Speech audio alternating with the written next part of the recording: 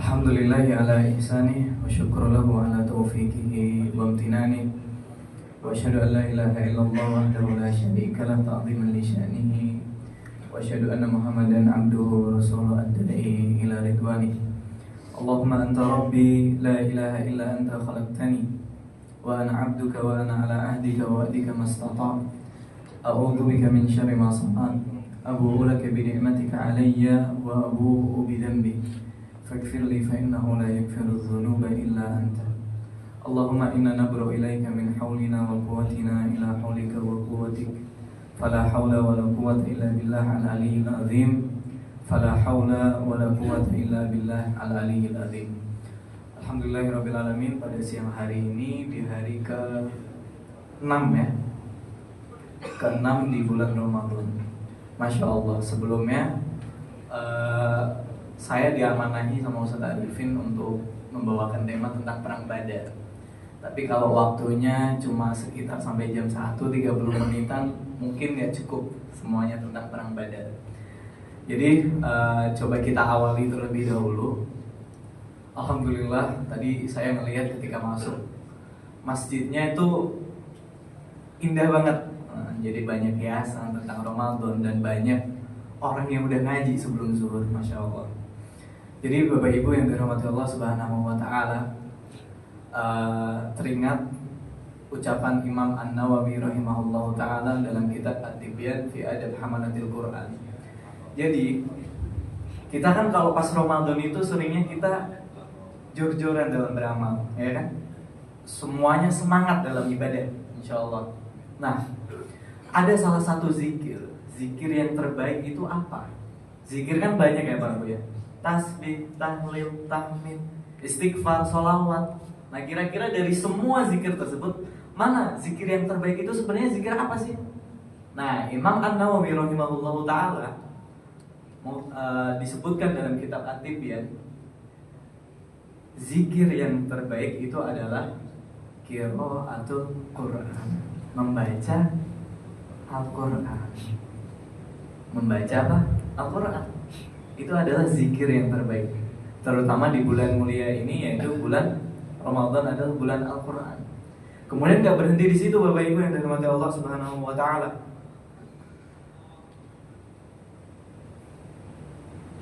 Kalau kita dalam keseharian itu tersibukkan dengan Al-Quran, pagi sama Al-Quran, siangnya sama Al-Quran, sorenya sama Al-Quran, malam tetap sama Al-Quran. Walaupun ini semuanya dalam waktu kerja, usai istirahat langsung sama Al-Quran, waktu sholat langsung dekat sama Al-Quran. Nah orang-orang yang seperti itu apa sih kata Imam An-Nawawi rahimahullah ta'ala? Di dalam hadis qudsi disebutkan, kalau orang itu sibuk sama Al-Quran sampai dia itu lupa mau minta sama Allah. Kan permintaan kita pasti banyak ya, dan kadang kita doa itu banyak sekali, apalagi pas susah, makin banyak tuh yang kita minta. Nah, tapi kalau ada orang dia sibuk banget tuh sama Al-Quran sampai lupa dia mau minta sama Allah, katanya apa? A'taituhu afdhala ma utiyas sa'ilin. Allah akan memberikan sesuatu yang lebih baik daripada orang-orang yang minta. Jadi tanpa kita meminta sesuatu kepada Allah, ya Allah, tolong hamba butuh segini, ya Allah, tolong permudah urusan hamba, ya Allah keluarga saya, ya Allah teman saya, ya Allah bos saya. Tanpa doa-doa seperti itu, kalau kita sibuk sama Al-Quran, kata Allah, a'taituhu afdhala ma utiyas sa'ilin. Allah akan memberikan sesuatu yang lebih baik daripada orang-orang minta. Jadi tanpa kita minta, Allah sudah beri itu semuanya. Masya Allah. Jadi apalagi di bulan mulia ini, alangkah bagusnya lagi kalau kita semakin sibuk dengan Al-Quran. Baik Bapak Ibu yang dirahmati Allah Subhanahu wa ta'ala, tentang perang Badar, karena temanya perang Badar ya. Perang Badar itu terjadi kapan sih? Perang Badar terjadi di 17 Ramadan tahun 2 Hijriah, 17 Ramadan. Sebenarnya perang Badar itu tidak diingatkan untuk perang, Nah, nanti kita coba cerita dan nanti coba kita lihat beberapa tokoh-tokoh yang mungkin penting yang bisa kita pelajari biar kita itu makin kenal. Karena enaknya kalau kita belajar sirah nabawi itu, Bapak Ibu, sholawat aja. Kalau ini ada dulu sahabat namanya Ubay bin Ka'ab. Ubay bin Ka'ab tuh sering rajin bersolawat kepada baginda Nabi Muhammad SAW. Kemudian tanya, seharusnya kita tuh bersolat berapa kali sih dalam setiap hari? 100, 1000 atau berapa? Kemudian kata Nabi SAW, semakin banyak semakin bagus. Intinya seperti itu. Kemudian kalau kita bisa ngelakuin seperti itu, idzan tukfaham wa yukfar akadan, maka kesedihanmu akan Allah hapuskan dan dosa-dosamu Allah ampuni. Sholawat aja. Sholawat, apalagi kita sedang belajar sirah nabawi. Sirah nabawi itu kan kita bercerita tentang siapa sih Pak Bu? Rasul Muhammad Sallallahu Alaihi Wasallam. Pas cerita pasti berkali-kali nyebut tuh nama siapa? Muhammad. Langsung dalam hati Allahumma sholli wa sallim ala Muhammad. Bukan hanya nyebut saja, tapi juga kita makin kenal. Kalau kita makin kenal kan kita makin cinta. Oh ternyata Rasul begini, perjuangannya seperti ini. Dan kita juga kenal dengan orang-orang terdekatnya Rasul. Karena kan kalau kita ditanya, kamu cinta sama Rasul, kamu umatnya Rasul, buktinya apa? Kalau orang cinta itu kan dia pasti tahu sesuatu tentang orang yang dicintai.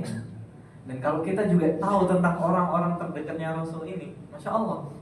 Nah nanti kita coba bahas beberapa sahabat ya.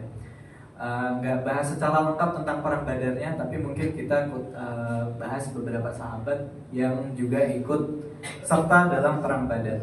Jadi perang Badar ini terjadi di 17 Ramadan tahun 2 Hijriah. Bermulanya itu sebenarnya karena fase sebelumnya itu kan baru 2 tahun di Madinah. Sebelumnya ada Isra Mi'raj sebelum Hijriah. Kemudian pasca hijrah orang-orang Makkah yang disebut Muhajirin. Nah, itu ketika hijrah di Madinah, itu mereka semuanya meninggalkan harta bendanya. Meninggalkan apa? Harta bendanya. Rumahnya ditinggal, tumpukan emasnya ditinggal, dagangannya ditinggal, semuanya ditinggal untuk hijrah ke Madinah. Nah, kemudian kedatang ke Madinah di tahun pertamanya Rasulullah SAW ada namanya mu'akhah, mempersaudarakan antara Muhajirin dan Ansor. Jadi Muhajirin itu siapa? Orang-orang yang ikut hijrah bersama baginda Nabi Muhammad SAW. Itu tadi orang-orang yang dari Makkah. Kemudian orang Ansor itu siapa sih? Orang penduduk asli Madinah. Itu namanya Ansor. Muhajir orang yang hijrah. Kalau Ansor orang-orang yang di Madinah, atau kalau terjemahnya orang yang menolong.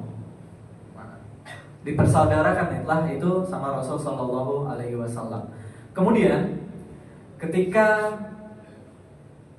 harta-harta tersebut ditinggal di Makkah, nggak dibawa sama sekali, hartanya itu diambil sama kaum kafir Quraisy. Semuanya diambil oleh kaum kafir Quraisy. Kemudian sampai tahun 1 Hijriah, 2 Hijriah, Rasul Shallallahu Alaihi Wasallam sudah beberapa kali itu berusaha untuk mengambil lagi harta-harta tersebut. Sekitar 8 kali sudah mencoba untuk mengambil, tapi belum terjadi. Nah, pada tahun 2 Hijriah tersebut yang bertepatan pada bulan Ramadan, ada Abu Sufyan. Abu Sufyan sedang bawa kafilah dagang dari Syam, kemudian pulang. Kemudian kala itu Rasul Shallallahu Alaihi Wasallam juga membawa para sahabatnya. Yang kemudian di situ semua orang ikut, yang kurang lebih jumlahnya sekitar 370-an sahabat ikut bersama baginda Nabi Muhammad Shallallahu Alaihi Wasallam. Nah, kala itu ketika keluar dari kota Madinah, kemudian hendak bertemu nih dengan Abu Sufyan. Sebenarnya Abu Sufyan pun sudah juga berkali-kali bolak-balik, jadi mengamankan jalur. Karena beberapa kali sudah dapat kabar bahwa umatnya Muhammad bakal apa namanya, kalau ngerampas itu, jadi papasan bawa dagang kemudian mau ngerampas lah bahasanya. Nah, Abu Sufyan itu udah beberapa kali tahu tentang berita tersebut, kemudian mengutus orang kemudian untuk mengamankan jalan. Kemudian orangnya kalau bilang aman, oke, jalan lewat jalur tersebut. Nah, pada tahun ini Abu Sufyan juga mengutus, tapi kemudian Abu Sufyan ragu. Abu Sufyan ragu, intelnya lah bahasanya itu bilangnya aman, jalurnya aman, Muhammad gak ada, umatnya Muhammad gak ada.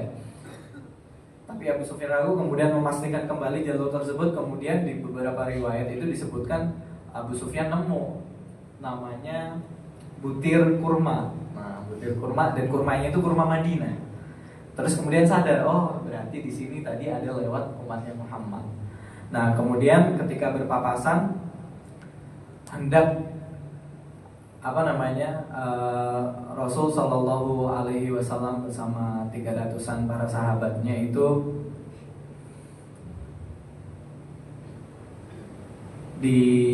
sebelum di medan Badar itu berhenti dulu di suatu tempat.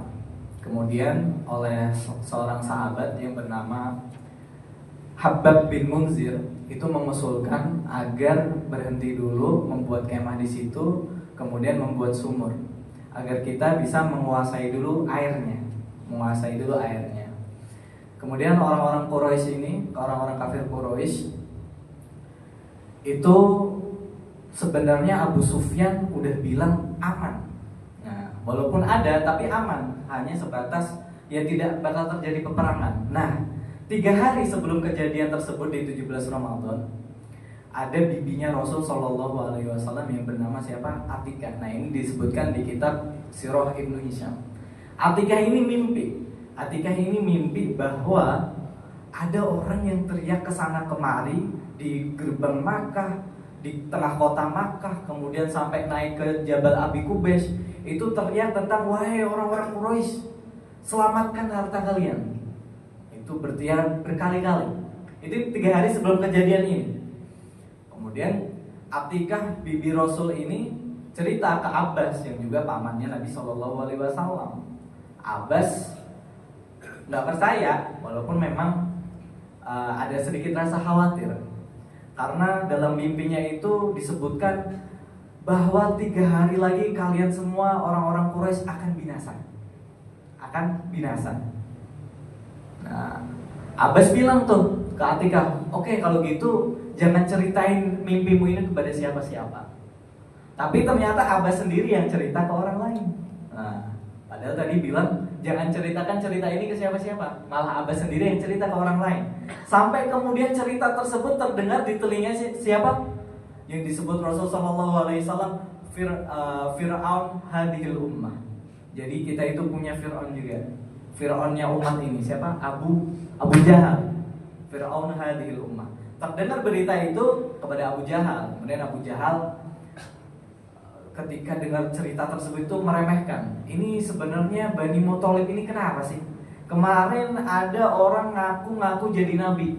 Sekarang ada orang ngaku-ngaku mimpi yang bilang kaum Quraisy itu bakal binasa semuanya.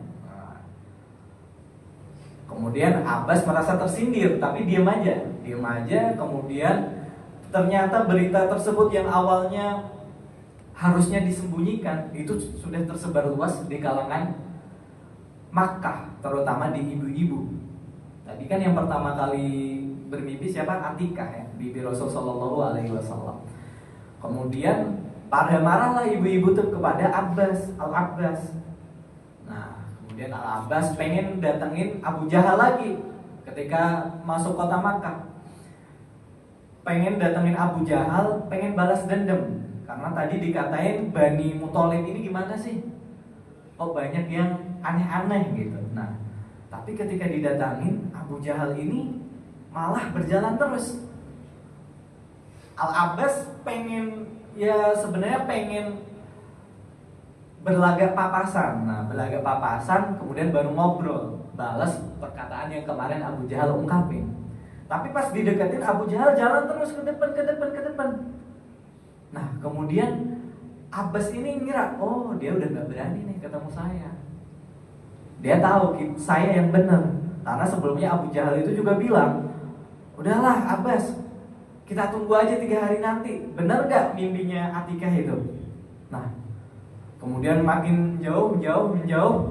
Tiba-tiba Abbas dengar suara yang bilangnya, wahai orang-orang Quraisy, selamatkanlah harta kalian, karena Muhammad akan merampas harta kalian semuanya. Ternyata mimpinya benar. Semuanya ketakutan, karena dalam mimpi tersebut bilangnya bahwa semuanya akan binasa. Semuanya siapa? Akan binasa. Namun karena harta yang itu bagi mereka itu sangat berharga, ya udah, mereka semuanya membawa sekitar 1000-an. 1000-an melawan hanya sekitar 300-an. Kemudian ketika dibawa, Abu Sufyan sempat ingin menghentikan, gak akan terjadi apa-apa. Tapi Abu Jahal tetap bersikeras ingin apa? Ingin berperang dengan Rasul Shallallahu Alaihi Wasallam dan umatnya. Nah, singkat cerita, karena nggak kita perpanjang, tadi disebutkan Fir'aunnya umat ini. Siapa Fir'aunnya umat ini, Bapak Ibu? Abu Jahal, Fir'aunnya umat ini. Abu Jahal itu juga mati di perang Badar. Mati di perang Badar. 1000 lawan 300-an. Yang meninggal dari kaum muslimin hanya sekitar berapa? 14. Hanya sekitar 14.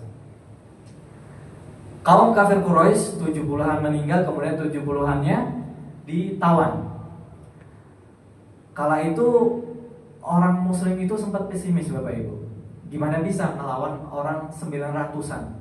Karena 1000 nanti terkikis lagi, ada Bani Adi. Bani Adi itu kemudian keluar. Bani Adi ini juga baninya siapa? Umar bin Al-Khattab. Itu keluar, gak ikut berperang, balik lagi ke Makkah. Maka tersisa hanya sekitar 900-an, yang itu melawan 300-an. 300 lawan 900-an, banyak sekali. Gak kebayang satu orang harus melawan berapa. Orang muslim sempat pesimis. Bahkan Rasul Shallallahu Alaihi Wasallam di malam 17 Ramadan itu, Rasul Shallallahu Alaihi Wasallam berdoa yang doanya itu diulang-ulang berkali-kali. Allahumma atini ma wa'adtani, ya Allah berikanlah apa yang Kau janjikan. Kemudian doanya yang dilanjutkan, Allahumma intuhlak hadhil isabah min ahlil muslim innaka lan tu'bad abadan. Doanya agak ngeri, Pak. Kalau misalnya ya Allah, orang-orang muslim ini yang 300 ini kan baru fase hijrah ke Madinah baru 2 tahunan. Orang muslimnya sekitar segitu saja. Kalau misalnya 300-an orang ini yang memeluk agama Islam ini semuanya mati di perang Badar, engkau gak ada lagi yang menyembah ya Allah. Fa innaka lan tu'bad abadan.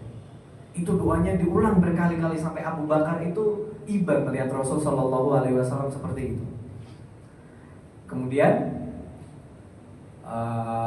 singkat ceritanya, Rasul Shallallahu Alaihi Wasallam itu sempat tertidur sedikit, kemudian bangun lagi dalam tidurnya, karena wahyu itu datang dalam banyak hal. Salah satunya juga dengan ar-ru'yah as-shadiqah, mimpi yang menjadi kenyataan.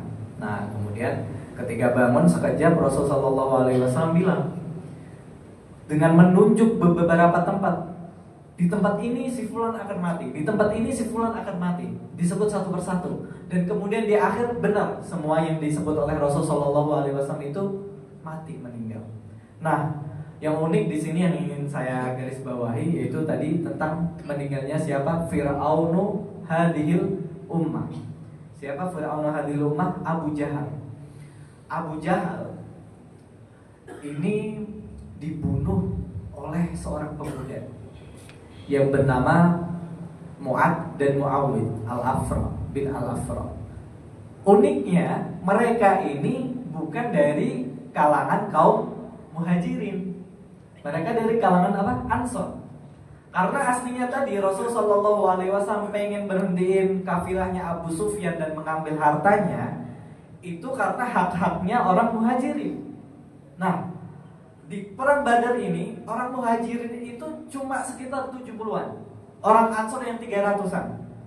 Ansor itu kan bahasanya penolong. Banyakan penolongnya daripada yang ngambil haknya. Masya Allah. Itulah kelekatan atau visi dakwah Rasul Shallallahu Alaihi Wasallam dalam mempersaudarkan satu sama lain, saking kuatnya. Yang paling banyak malah orang Ansor. Nah, ada Mu'ad dan bin Muawid, itu masih muda sekitar 16-an tahunan. Itu tanya kepada pamannya Abdurrahman ibn Auf, "Ya Am, wahai pamanku, tunjukin yang Abu Jahal itu yang mana sih?" Udah penasaran tuh. Karena sering dengar orang yang paling musuh Rasul di Mekah itu ini disebut. Nah, Mu'ad dan bin Muawid ini nggak pernah tahu yang mana orangnya. Tanya ke Abdurrahman bin Auf, "Tunjukin mana sih orangnya?" Abu Jahal ditunjukin. Abdurrahman bin Auf nunjukin Abu Jahal itu yang pakai perisai, kemudian membawa tombak dan dikerumuni oleh beberapa prajurit, bahasanya gitu. Mu'ad bin Muawid langsung mendekati, ngerobos, kemudian membunuh. Ada satunya memenggal kepala, menusukkan di dadanya, dan satunya menombaknya. Kemudian ternyata itu belum meninggal sampai akhir di usai perang Badar. Ada salah satu sahabat ini terkenal dengan fisiknya itu yang lemah daripada sahabat-sahabat yang lain, yaitu siapa? Abdullah ibnu Mas'ud. Abdullah ibnu Mas'ud ketika usai perang Badar, Abdullah ibnu Mas'ud ini nyari Abu Jahal, kemudian dapetin Abu Jahal, diinjek lehernya, ditarik jenggotnya.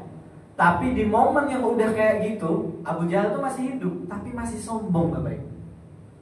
Masih apa? Sombong. Gak mau beriman. Bahkan merendahkan siapa? Abdullah ibn Mas'ud. Yang dibilang, "Oh ya, kamu udah saatnya nih kamu jadi jagoan. Kamu itu sebelumnya itu apa? Pengembala kambing." Itu udah berlumuran darah, diinjek tapi masih bisa sombong. Maka Bapak Ibu yang dirahmati Allah Subhanahu wa taala, hidayah itu mahal.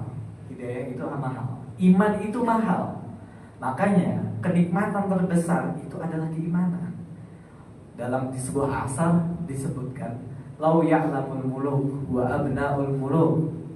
Kalau misalnya raja-raja itu tahu dan anak-anak raja itu tahu, bahasanya kalau misalnya orang yang punya dunia, punya harta itu tahu kenikmatan memiliki iman, kenikmatan ngaji, kenikmatan ibadah, kenikmatan jadi umat Rasul. Kalau mereka itu tahu, lajadalu nabiswir. Mereka itu gak akan pikir panjang buat memerangi kita. Itulah kenikmatan iman. Orang yang nyari harta, yang dicari apa sih? Kenikmatan kan? Ketenangan, kenikmatan. Tapi kadang gak dapetin. Dan ketika kita memiliki iman, kita bisa mendapatkan hal tersebut. Abu Jahal dengan penuh kesombongannya dan keangkuhannya tetap nggak beriman dan tetap masih bisa sombong depan Abdullah bin Mas'ud. Kemudian Abdullah bin Mas'ud memenggal kepalanya dan dibawakan kepala tersebut kepada Rasul Shallallahu Alaihi Wasallam. Bapak Ibu yang dirahmati Allah Subhanahu wa taala, Abdullah ibn Mas'ud ini adalah seorang yang lemah.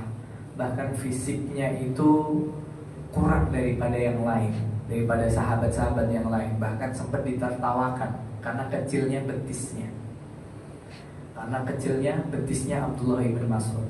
Kemudian Rasul Shallallahu Alaihi Wasallam sempat ngasih tahu ke sahabat yang lain, "Jangan diketawain, sesungguhnya betisnya Abdullah bin Mas'ud itu timbangannya lebih berat daripada Jabal Uhud." Masya Allah. Bapak Ibu yang dirahmati Allah Subhanahu wa taala, beberapa tokoh yang mungkin tertinggal ya, karena ini tadi langsung perang Badar, langsung menang. Nah, jadi sebelum perang Badar itu ada sahabat namanya Sa'ad bin Mu'ad dari kaum Ansor. Kala itu Rasul Shallallahu Alaihi Wasallam itu sempat ragu, ini bakal kita perangi atau enggak.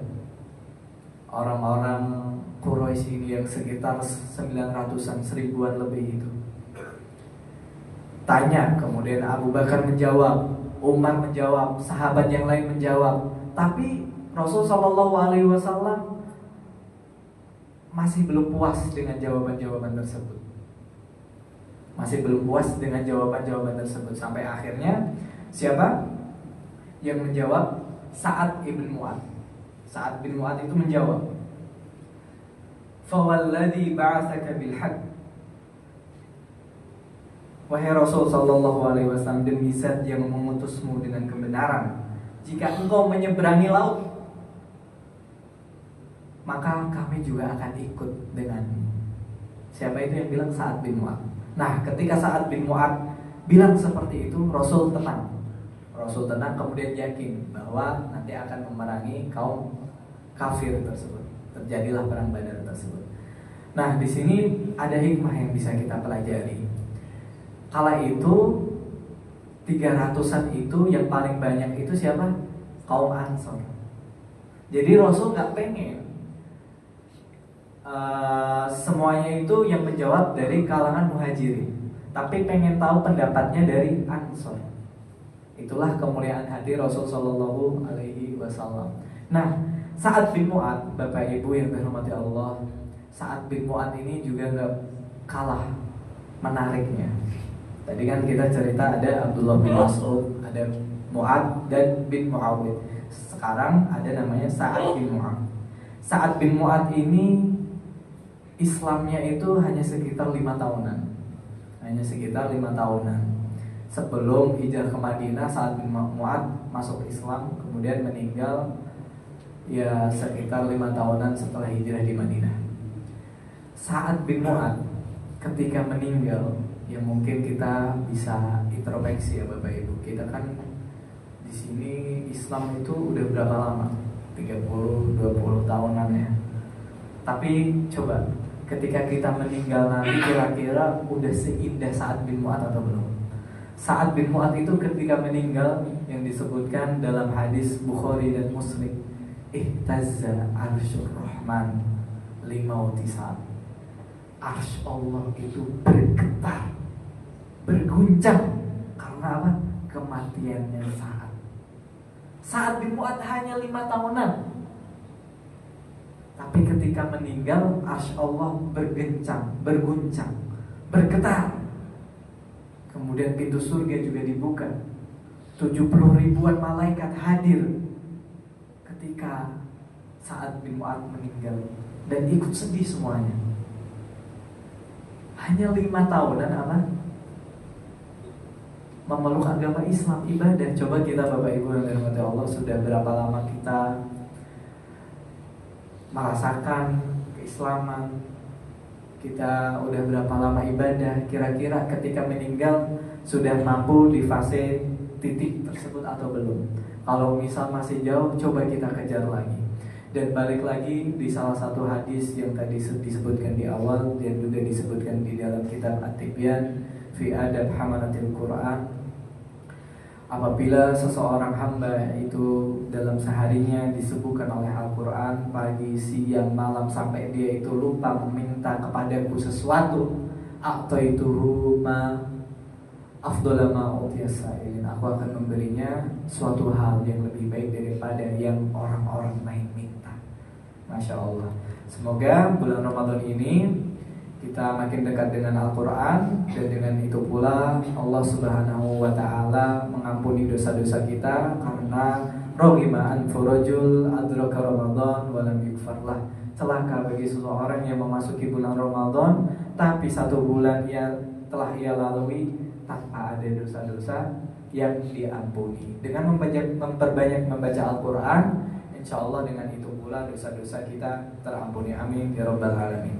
Karena waktunya terbatas, semoga yang sedikit ini bisa bermanfaat untuk kita semuanya dan bisa menambahkan keimanan dan ketakwaan kita, dan juga berkumpulnya kita siang hari ini menjadi sebab berkumpulnya kita kembali di surganya nanti bersama baginda Nabi Muhammad sallallahu alaihi wasallam. Allahumma ja'al jam'an hada jam'an marhuma wa tafarraqana min ba'dihi tafarruqan ma'suma. Allahumma la tada' min maqamina hada dhanban illa ghafartah wa la hamman illa farajtah wa la hajatan min hawaijid dunya illa qadaitaha wa yassartaha ya rabbal alamin. Subhanakallahumma wa bihamdika asyhadu an la ilaha illa anta nastaghfiruka wa natubu ilaik. Kita tutup dengan memohon ampun kepada Allah 3 kali, beristighfar, astagfirullahaladzim, astagfirullahaladzim, dan bersalawat kepada baginda Nabi Muhammad sallallahu alaihi wasallam. Allahumma salli wa sallim ala nabiyyina Muhammad. Assalamualaikum warahmatullahi wabarakatuh.